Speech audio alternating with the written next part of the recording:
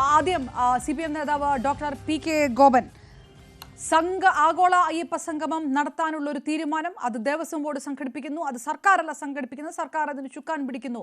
തൊട്ട് സംഗമത്തിന്റെ പോസ്റ്റർ വരെ വിവാദങ്ങൾ ഒഴിഞ്ഞു നിന്നിട്ടില്ല. ഇത് വിശ്വാസികളെ ഒരുമിച്ച് ചേർത്താണോ എന്ന് ചോദിക്കുമ്പോൾ ഞങ്ങൾ പറയുന്നത് ശബരിമലയുടെ വികസനമാണ് എന്നാണ് സർക്കാർ വൃത്തങ്ങളും ഇടതു നേതാക്കളും പറഞ്ഞുകൊണ്ടേയിരിക്കുന്നത്. മണിക്കൂറുകൾ മാത്രമാണ് അയ്യപ്പ സംഗമം തുടങ്ങാനുള്ളത്.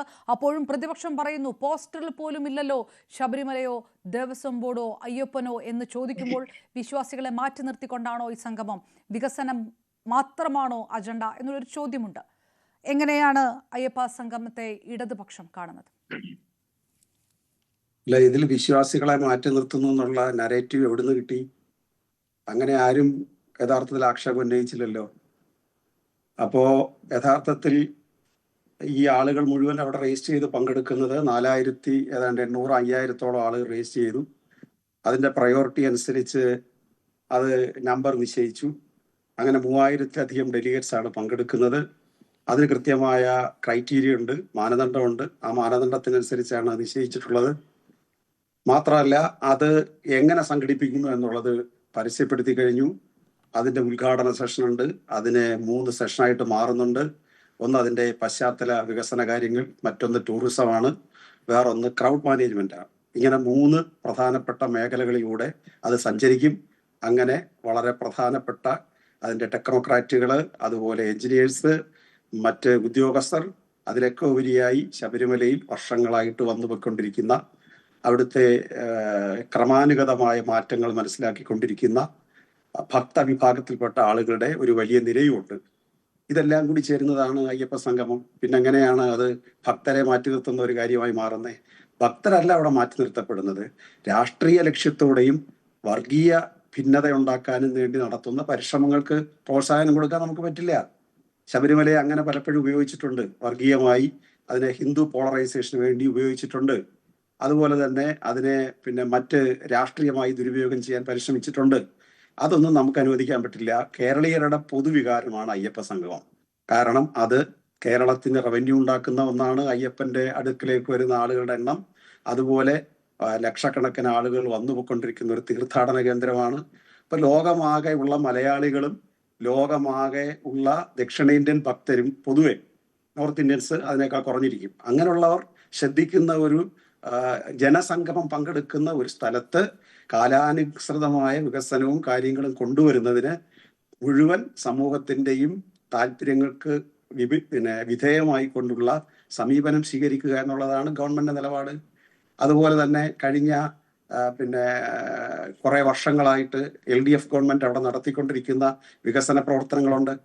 കോവിഡ് വന്നപ്പോൾ അവിടുത്തെ ജീവനക്കാരെ സഹായിക്കാൻ വേണ്ടി എടുത്ത ഗവൺമെന്റ് നിലപാട്, അവിടുത്തെ പശ്ചാത്തല സൗകര്യം വികസിപ്പിക്കാൻ വേണ്ടി എടുത്തിട്ടുള്ള പരിശ്രമങ്ങൾ. പക്ഷെ അത് പോരാ. 2030, 2040, 2050 വരെ എത്തുമ്പോൾ ശബരിമല എങ്ങനെ ആയിരിക്കണം? ദീർഘദർശിത്വമുള്ള ഭരണാധികാരികൾ ചെയ്യുന്ന ഒരു കാര്യമാണത്. അതായത് ദീർഘവീക്ഷണത്തോടു കൂടിയുള്ള വികസന പ്രവർത്തനം സംഘടിപ്പിക്കുക. ചുരുങ്ങിയ കാലത്തേക്ക് സംഘടിപ്പിച്ചാൽ അത് അപര്യാപ്തമാകും. നല്ല മാസ്റ്റർ പ്ലാൻ ഉണ്ടാക്കി ട്രിവാൻഡ്രം എഞ്ചിനീയറിംഗ് കോളേജിലെ വിദഗ്ധരായിട്ടുള്ള ആളുകളുടെ വലിയൊരു ഗ്രൂപ്പ് പ്രവർത്തനത്തിലൂടെ 1,200-1,500 കോടി രൂപയുടെ ഡെവലപ്മെന്റ്സ് ആണ് അവിടെ ലക്ഷ്യമിടുന്നത്. അതായത് ഇന്ന് ജനിച്ചു വീഴുന്ന കുഞ്ഞുങ്ങൾ, ശബരിമലയിൽ പോകാൻ താല്പര്യമുള്ളവർ, അവരുടെ ഒരു കൗമാരം യൗവന കാലത്ത് ശബരിമല എങ്ങനെയായിരിക്കണം? അന്ന് ഈ ജനസംഖ്യയല്ല ഉണ്ടാകാൻ പോകുന്നത്. ഇപ്പോഴത്തെ 3.5 കോടിയല്ല, ജനസംഖ്യ വർദ്ധിച്ചുകൊണ്ടിരിക്കുകയാണ്. കേരളം അതിൽ നിയന്ത്രിതമാണെങ്കിൽ പോലും പൊതുവെ വർദ്ധിച്ചുകൊണ്ടിരിക്കുകയാണ്, അല്ലെങ്കിൽ സൗത്ത് ഇന്ത്യൻ സ്റ്റേറ്റുകളിലൊക്കെ വർദ്ധിച്ചുകൊണ്ടിരിക്കുകയാണ്. അവരെ മുഴുവൻ അക്കോമഡേറ്റ് ചെയ്യണം. നാളത്തെ കാര്യമല്ല, മറ്റന്നാളത്തെ കാര്യം കൂടി ലക്ഷ്യമിട്ടുകൊണ്ട് പ്രവർത്തിക്കണം. ഇത്ര സതുദ്ദേശപരമായ ഒരു കാര്യം ഡെവലപ്മെന്റ്സ് എന്ന് കേൾക്കുമ്പോൾ നമ്മുടെ ആൾക്ക് ചിലർക്ക് എന്തിനാ ഇത്രയും വെപ്രാളം? അത് അവിടുത്തെ മാത്രമല്ലല്ലോ, കേരളത്തിൽ ഒരു ഡെവലപ്മെന്റ്സ് വേണ്ടെന്നല്ലേ ആണല്ലോ. അപ്പൊ ഡെവലപ്മെന്റ്സിനെ എല്ലാം ശുദ്ധ അനാവശ്യം പറഞ്ഞ് ആക്ഷേപിച്ച് അതിനെ മുഴുവൻ എഴുത്തി കാണിക്കുക. ശബരിമലയിലെ പ്രധാനപ്പെട്ട പ്രശ്നം അവിടെ വിശ്വാസത്തിന് ഒരു ക്ഷതം ഇപ്പോഴില്ലല്ലോ. കഴിഞ്ഞ ശബരിമല സീസണിൽ അതിനു മുമ്പത്തെ വർഷത്തേക്കാൾ 7 ലക്ഷത്തോളം ആളുകൾ അധികം വന്ന് പോയല്ലോ. ഇത്ര കൃത്യമായിട്ട് ഒരു കാര്യങ്ങൾ നടത്തിയപ്പോൾ ആർക്കാ പരാതി? ഒരാൾക്കും പരാതി ഉണ്ടായില്ലല്ലോ. 53-54 ലക്ഷം ആളുകൾ വന്നു പോയിട്ട് എത്ര കൃത്യമായിട്ടാണ് ഇത് പ്ലാൻ ചെയ്തു പോയത്. ഡോക്ടർ ആ പി കെ ഗോപൻ പ്ലാനിങ്ങിലൂടെ അല്ല ഡോക്ടർ പി കെ ഗോപൻ വിദ്യാഭ്യാസം, ആരോഗ്യം, ഗതാഗതം, കൃഷി ഇങ്ങനെയുള്ള വിഷയങ്ങളൊന്നുമല്ല. ശബരിമലയെ സംബന്ധിച്ചിടത്തോളം വികസനം വേണം അവിടെ എന്നുള്ളത് ഇപ്പോൾ ഉയരുന്ന കാര്യവുമല്ല. അത് കുറേ കാലമായിട്ട്, കുറേ വർഷങ്ങളായിട്ട്, പതിറ്റാണ്ടുകളായിട്ട് ഉള്ള ആവശ്യമാണ്. അത് നടപ്പാക്കുക, അതിന് ഇനിഷ്യേറ്റീവ് എടുക്കുക എന്നുള്ളതിൽ വളരെ പ്രധാനപ്പെട്ട കാര്യം. അതിപ്പോൾ നടപ്പാക്കേണ്ട കാര്യവുമല്ല, അത് നേരത്തെ തന്നെ നടപ്പാക്കേണ്ട കാര്യമാണ്. രണ്ടാം പിണറായി സർക്കാരിൻ്റെ സമയം അല്ലെങ്കിൽ അടുത്ത തെരഞ്ഞെടുപ്പ് അടുക്കാറായി നിൽക്കുന്ന സമയത്ത് നടപ്പാക്കേണ്ട കാര്യവുമല്ല.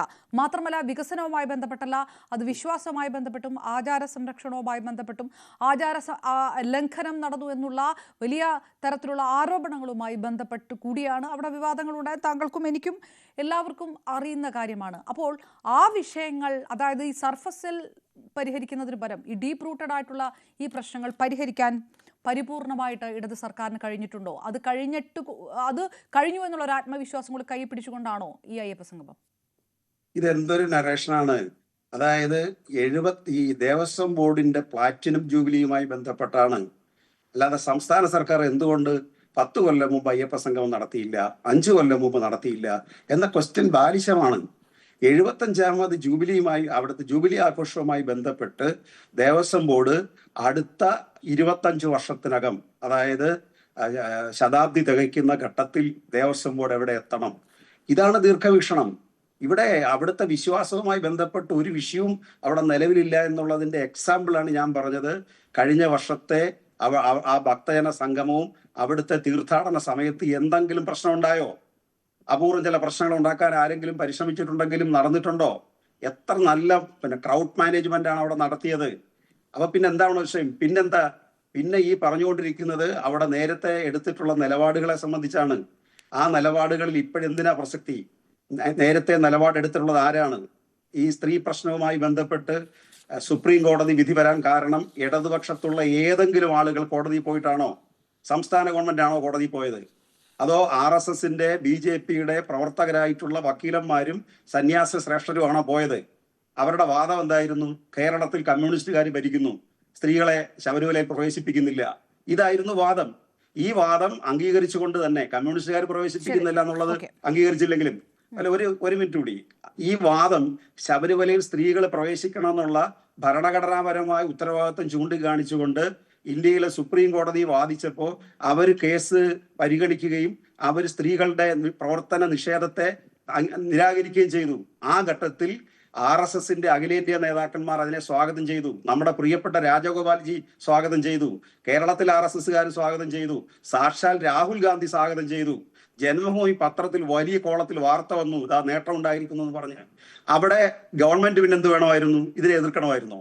അപ്പൊ ഗവൺമെന്റ് അതിൽ ഉറച്ചു നിന്നപ്പോ നാമജപഘോഷയാത്ര നടന്നു. അപ്പൊ RSSും കാലുമാറി, കോൺഗ്രസും കാലുമാറി. എന്നിട്ട് ചോദിക്കുകയാണ് നിലപാട് മാറ്റിയെന്ന് ചോദിക്കുക. ആരാ നിലപാട് മാറ്റിയേ? അവിടെ എന്നുള്ളല്ല, ലോകത്ത് എവിടെയും സ്ത്രീകൾക്കും പുരുഷന്മാർക്കും തുല്യ അവകാശം എന്നുള്ളതാണ് ഞങ്ങളുടെ നിലപാട്. പക്ഷേ വിശ്വാസത്തെ സംബന്ധിച്ച് ഒരു ക്ലോസ് കൂടെ അതിനകത്തുണ്ട്. ആർക്കാണോ അവിടെ പ്രവേശിക്കേണ്ടത് അവരിലെ മഹാഭൂരിപക്ഷം അതിന് തയ്യാറാവണം. അവിടെ മാത്രമേ പ്രസക്തിയുള്ളൂ. അവർ തയ്യാറല്ലെങ്കിൽ വിട്ടുവ കേസ്. ശബരിമലയിൽ കേരളത്തിലെ മഹാഭൂരിപക്ഷ സ്ത്രീകൾക്കും പ്രവേശിക്കേണ്ടതില്ല എന്ന് അവർ തീരുമാനിച്ചാൽ പിന്നെ ആർക്കാ ആവശ്യം? അതുകൊണ്ട് ഞങ്ങൾക്ക് ആ പ്രശ്നമില്ല. ഇത് വലിച്ചടിച്ചുകൊണ്ട് വരുന്ന എന്തിനാ? ഇപ്പൊ ആദ്യം പറഞ്ഞെന്തോ, ഒരു സെക്കൻഡ് വേണ്ടി അത് തീർക്കുക. ആദ്യം പറഞ്ഞെന്താ? അവിടുത്തെ ഇഷ്യൂ എന്താ? സ്റ്റാലിൻ പങ്കെടുക്കുന്നു, അദ്ദേഹം ഹിന്ദു വിശ്വാസിയല്ല, ഹിന്ദുക്കളെ ആക്രമിക്കുന്ന ആളാ, അതുകൊണ്ട് അയ്യപ്പ സംഗമം നടത്താൻ പാടില്ല. സ്റ്റാലിൻ പങ്കെടുക്കുന്നില്ലെന്ന് കണ്ടപ്പോ പുതിയ വിഷയം ഉണ്ടായിക്കൊണ്ടുവന്നു. ഇത് ചെന്നായുടെ വെള്ളം കലക്കൽ ന്യായമാണിത്. ഡോക്ടർ പി കെ, ഞാൻ തിരികെ എത്താം.